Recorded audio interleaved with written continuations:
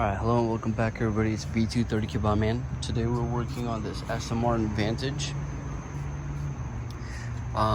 It's a Mercedes M177 engine. As you guys know, it's the same engine as the C63 AMGs and the GT63 and all that. So on the Aston, unlike the AMGs, it's 3 bolts for the VTA adapters. And that's what we're doing. We got these VTA adapters 17701. Unlike the AMGs, the Aston ones, or unlike the C63, which has 2, the Aston and I think the AMG GT63 or the GT, the upgraded M177s have the 3-bolt configuration.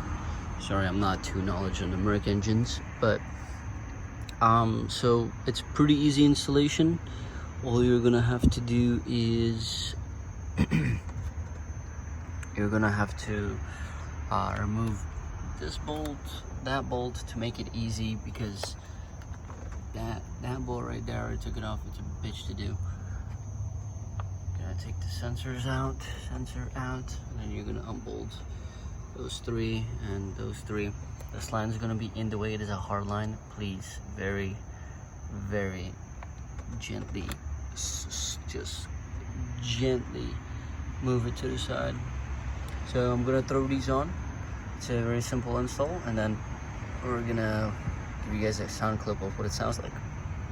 Alright, so they do supply you. So these were the original bolts, which were E-torx E8 that we took off. They do supply you with a bigger hex bolt because of the adapters and the gasket.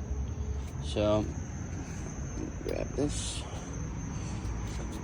So we have the adapter, and here is the OEM VTA, which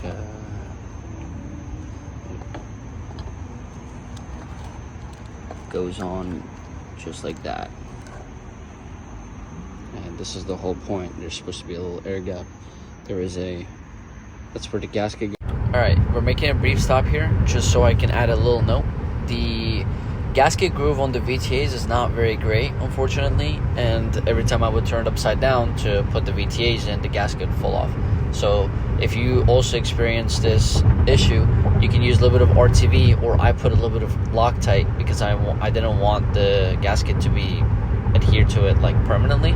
I want it to be as like natural as it was designed as possible. But you can use RTV and try to stick it like that. It should be alright. Just make sure obviously everything is seated properly and the gaskets aren't out of the grooves. Alright, continue to the video. Obviously make sure to put the gasket in, and you are good to go. E8, just a 1/4 inch. Give it a little bit of finesse, you can take it out. You don't got to mess with these hoses or nothing. Yeah, it's a very simple, very easy install. So let me put it in and we'll fire it up. Alright, so they're installed.